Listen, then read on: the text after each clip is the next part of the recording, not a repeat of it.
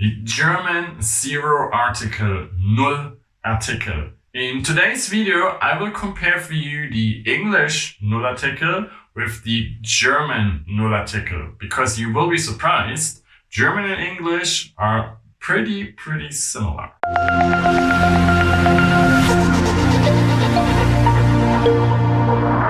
Hi, my name is Jan and I'm your German teacher here on EasyDeutsch, your YouTube channel for German grammar. Today's topic is German Zero-Artikel, Nullartikel. You can probably hear it already, Zero-Artikel, there's a zero in there, so there is nothing of something, and that's exactly what Zero-Artikel means. It means we don't use an article in front of a noun. Usually all nouns come with an article, but not always. And in today's video, I will show you how the Nullartikel works in German, and I will compare it for you to English, because if you understand it in English already, it will be pretty easy for you in German too. So let's switch to my ebook, German Grammar Explained Easily.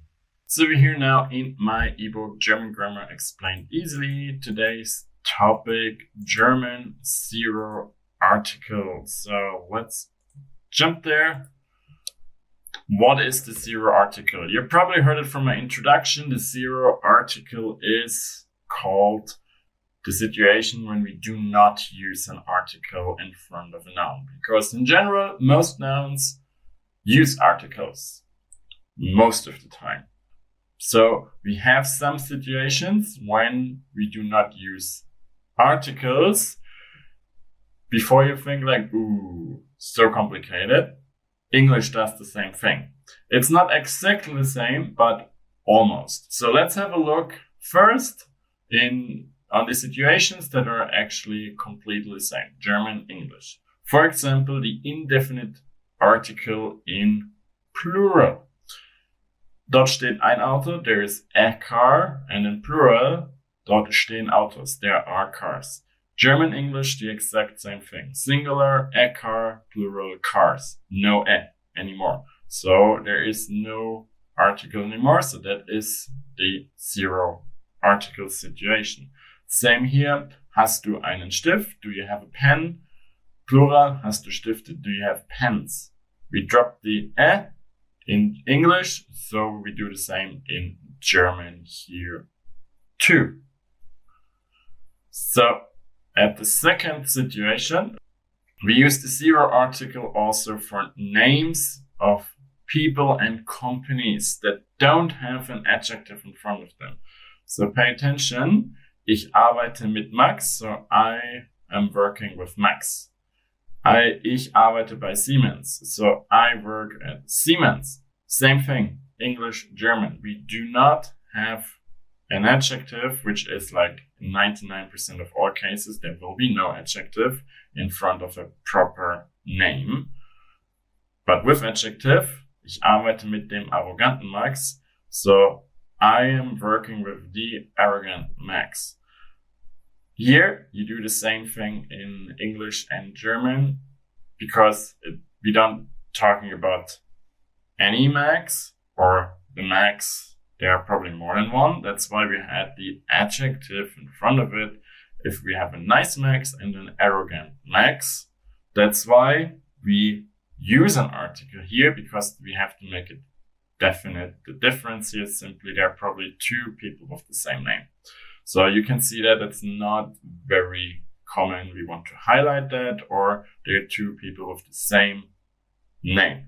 Usually that's the case. If you have proper names, which is a person or a company, usually no article in front. Same German and English.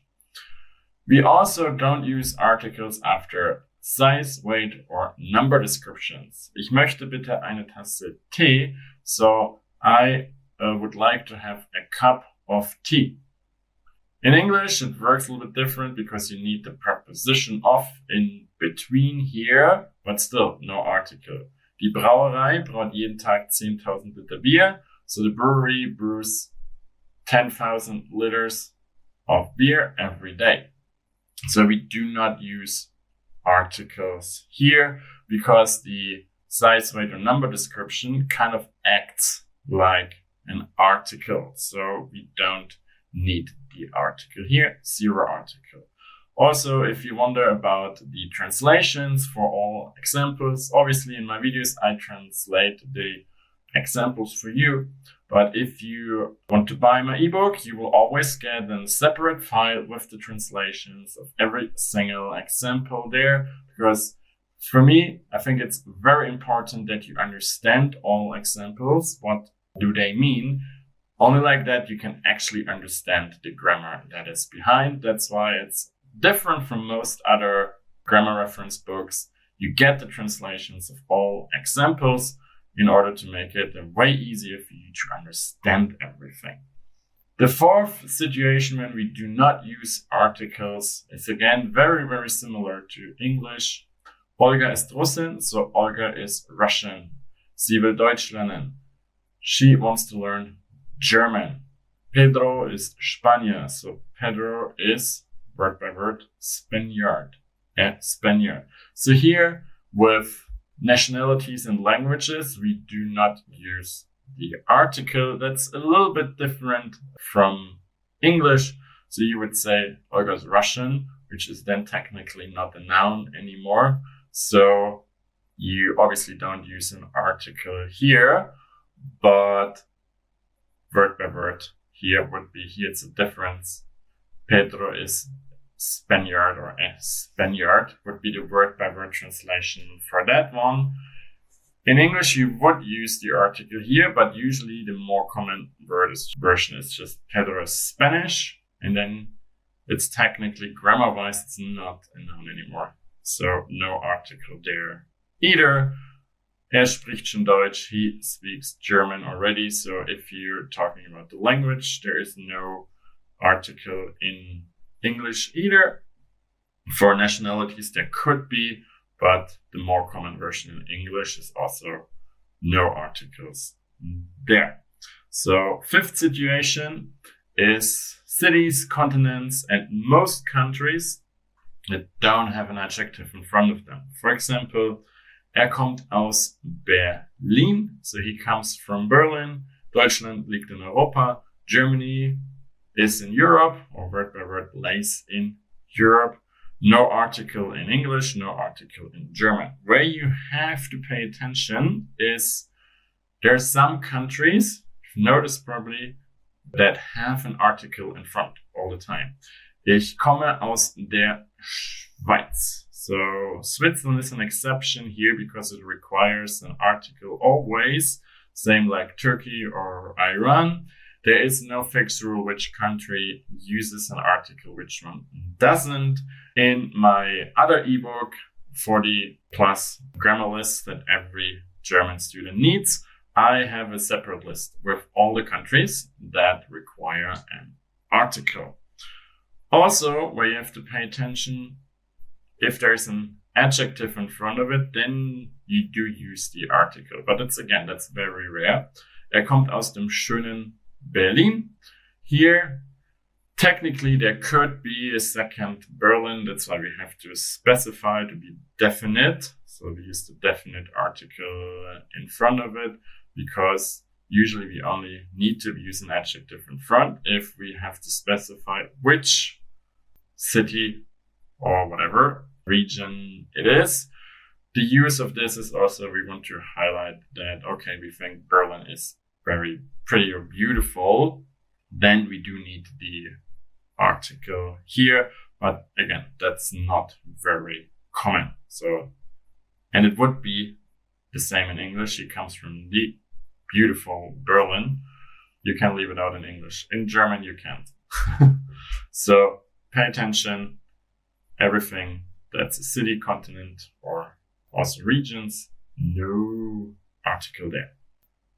Also, and here you have to pay more attention, professions.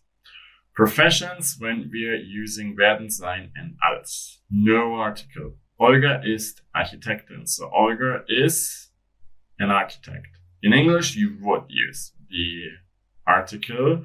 Also, Jan arbeitet als Deutschlehrer. Jan works as a German teacher. Pedro will Ingenieur werden. Pedro wants to become an engineer. So I'm not sure if you could drop the article here. It doesn't sound too bad for me in English, but I'm no English native speaker. In German, you actually technically have to drop the article, but due to that you don't in English, it gets more and more common to not drop the ein. So you hear it sometimes that you can hear Olga ist eine Architektin.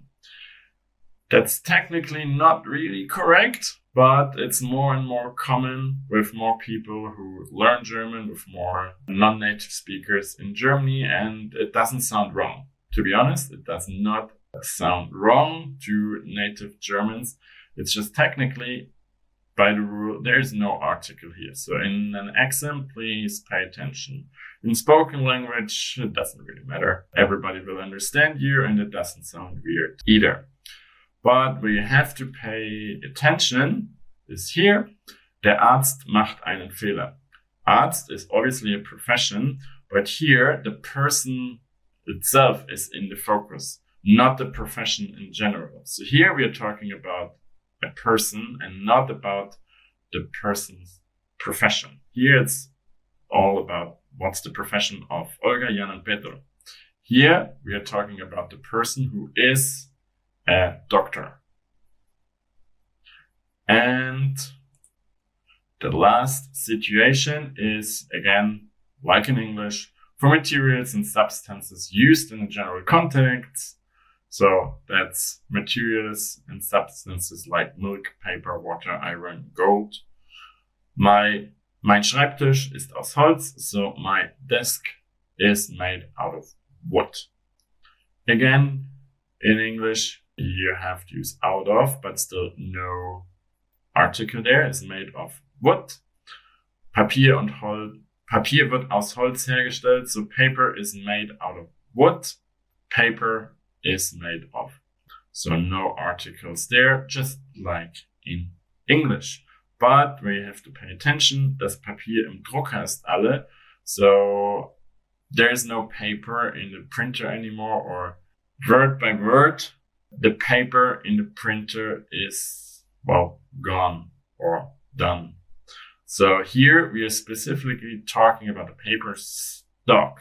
We are not talking about the object paper, so not about the material.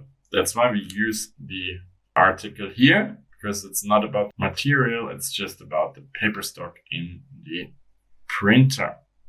If you think now, well, that are many rules to remember. Yeah, it looks like that at the first glance, but you see, English does almost the same thing. And even if English is not your first language, just check your native language, because probably it's doing almost the same thing in all languages that use articles. There's also a zero article, and most of the time it's the exact same rule, or at least very, very similar rules. So again, very important, check your own native language in order to understand the German grammar much, much better. Now you've seen zero article, Nullartikel in German and English. That's pretty much the same. There are quite a few rules for that, but just do it like you do it in English. If English is not your native language, you're not so sure about that, just memorize those rules. And very important, check out your own native language. How does your own native language do it? Even this comparison will help you a lot. So if you have any further questions about the German zero articles, please do not hesitate to put them in the comments below. If you like that video, don't forget to hit the like button. And if you haven't done it yet, subscribe to my YouTube channel. If you like the video and if you like the ebook that you've seen in that video, you can purchase that. The link you will find in the video description below. You will also find 9 more ebooks of mine there. So if you want to support me, that's great. If you don't have money or you don't want to spend money, a simple like and a subscription to my channel is also an equally great support. thank you for that. And I hope I will see you again in one of my next videos. And until then, viel Spaß und Erfolg beim Deutschlernen.